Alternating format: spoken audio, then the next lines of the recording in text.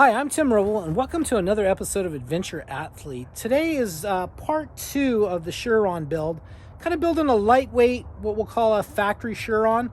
As I'm waiting for parts to get in, I want to talk about some of the mods I've already done, and actually how good this motorcycle is in stock form, this modded form, and I can't even believe what it's going to be on the next mod. So let's get to it and talk about what's being done. So here's a look at the bike. First thing, probably the most obvious, is the Shinko Trials tires on it. And I ordered those with the Michelin tubes. These are the 275/19 Shinkos. I got those off of Amazon. I think they were about $43 a piece or $34 a piece delivered to the house. Next thing that you'll notice is I did the chain drive for the primary, and what you kind of need to know about this, that I couldn't find any really good directions on it, is loosen this bolt, and then those two more on the other side that mirror that. Loosen those up, and then you'll start taking this swing arm apart. Take this off, pull the bolt through. You'll have to remove the shock. While I was doing that, I changed out the linkage for the 1.5 lifted linkage. I ran that for about 2 miles, and I was too stink bug, so I'll save that for when I do the 21-inch front wheel. But this was probably the hardest mod to do. It kind of took the most patience to get it back together, and it's kind of, the swing arm's tight, it's a little sprung, and it's a little difficult to get back together.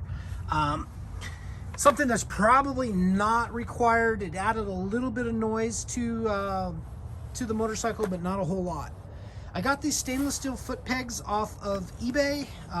Do a Chiron search and they'll come up. Those are kind of a game changer. As you can see, I'm running them in the last position. That puts a little bit more weight on that rear tire, and just allows you to wheelie a little bit easier, get the front wheel up. For the brake disc pads, I'm running the Shimano, and you'll have to look that up. I think they're on the Luna website, and they don't have them currently in stock, but Amazon does.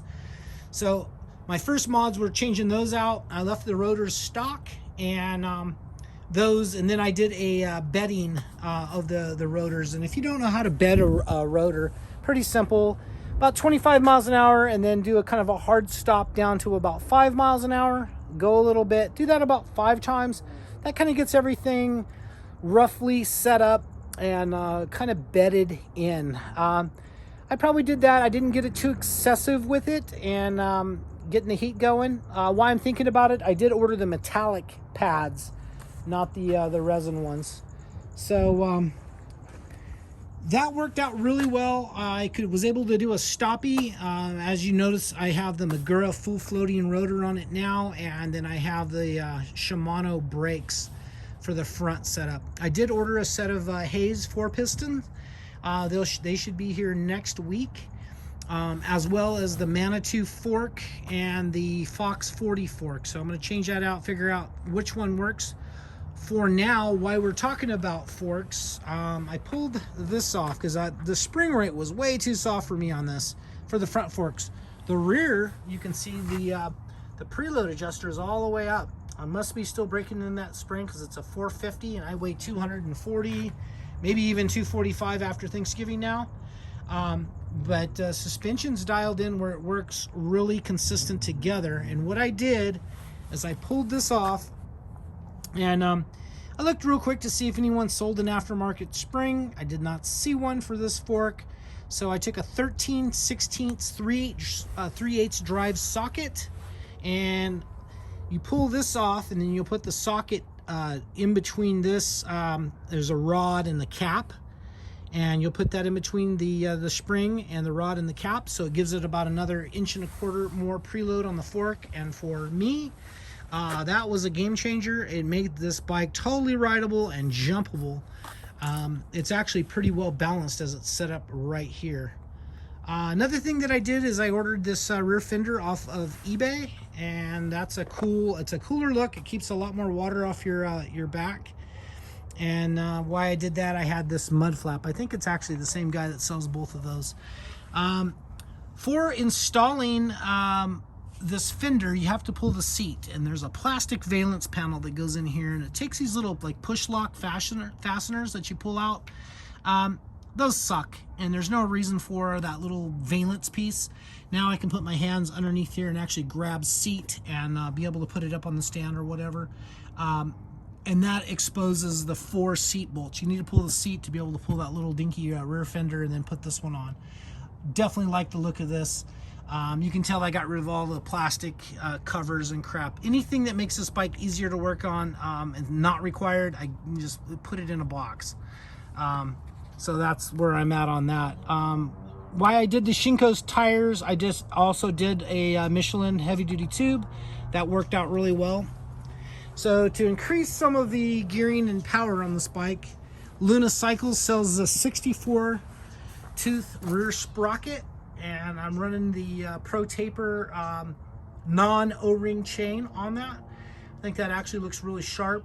Went with the non O-ring because there's less parasitic drag, and on this little 8.5, 9 horsepower motor, the less drag we can have with my big body on this bike, the better off we're going to be.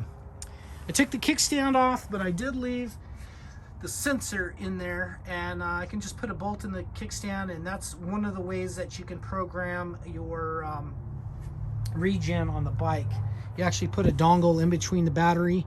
It's got a little light on it. You cycle it like 7 times with the ignition. Turn it on, cycle it 7 times, turn it off. I don't know, I'll watch the video again. But long story short, you can get rid of the regen. I'm thinking about doing that right now because there's a little too much in this one. My wife's is the exact same bike, but it came with less regen in it, so don't know what that's all about. I did order 2 sets of brakes. I ordered the Hayes and the Shimano, and as you can see, I installed the Shimano front, which is a 2-piston front brake. I guess that would be a 4-piston. There's 2 on each side, and it's running the same metallic pads. And then I put the Magura full floating front rotor on it. That works really good modulation. I'm able to do a stoppie sitting down, standing up. Works out really well. Super happy with the performance of this bike. This is called a Defender from, what was that, Top Peak or Two Peak? Got that off of Amazon. It was cheap. Goes in the bottom. Just gives it a better profile. I'm not sure it's so much for mud and stuff, but it works out really well. Took the horn off. Anything that this bike didn't need, I got rid of it and put it in a box. You know, I didn't cut it off. You can see I still have a kickstand mount. Did that because I want to be able to reprogram the regen on that. Other than that, coming forward, I installed a quad lock. I have a case for my iPhone 12 Pro Max, and it installs on this and allows it to stay pretty well fit on it. I did order these little carbon fiber deals. I think that was like $10 off of eBay because I went with the Core direct mount stem, and that worked out. It kind of tightened up the steering a little bit. I didn't notice a ton. The handlebars are available from HayesBicycles.com. They own Manitou, Pro Taper, Hayes brakes, a few different things there, but I went ahead and ordered those. I got another set coming for my mountain bike because they work really well. Pro tip on setting up your brakes. Once you've bedded them in, you may want to change the location of the lever. You can see I have this moved in a lot, and my finger kind of ends up being riding right at the end of the ball. And what that does is it gives you greater leverage. Also, it gives you better modulation of the brakes, and that works out really well. As this bike sits right now, I have to say, like, if you were on a budget and you just kind of wanted to do some cool mods, tires is always one of those things that people got 1,000 different ways they want to go on tires. Me, I'm a trials guy. I like traction. I kind of ride more of a hard pack. These tires work out really well for me, even skidding around here in the neighborhood doing stoppies and wheelies and stuff. I really like this setup. I think I told you I have a 21-inch front wheel off of basically a motorcycle rim, gets laced up on the Luna hub. I got that off of eBay from a guy in Poland.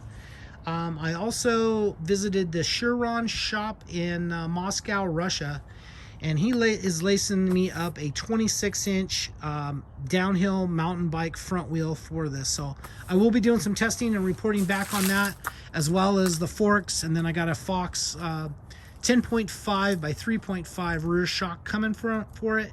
And then I also have, I had the 1.5 linkage for the rear, and that stink bugged too much with this current setup.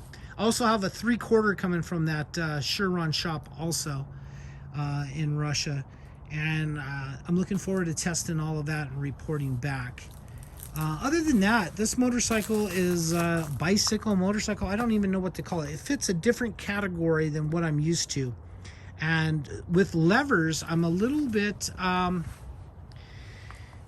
trying to figure out whether it's a motorcycle or a bicycle. So I have it set up like what a motorcycle would be. The rear brake would be where the clutch is, or where my rear brake is on my my dirt bike with my Recluse in it. So it's set up that way right now. It's a little weird for me doing wheelies and modulating this for the rear brake. I'm finding that a little weird, so I might play with swapping levers and seeing what works best for me, and then getting used to that. I tried swapping levers on the mountain bike, go into more of a motorcycle feel, and after a week I had to go back because I just got too many years of modulating that front brake or the rear brake with my right hand on wheelies. So you just got to go with what works for you and what goes well.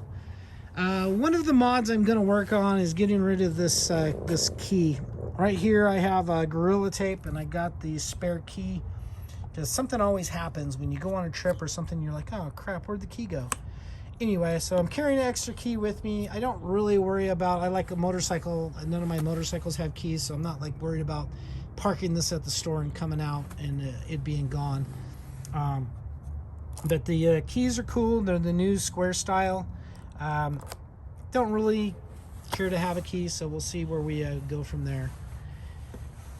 Well, I think that's going to be it for now. If you guys have any questions or comments why I'm thinking about it, I just saw this Pro Taper chain. That's the chain that I bought.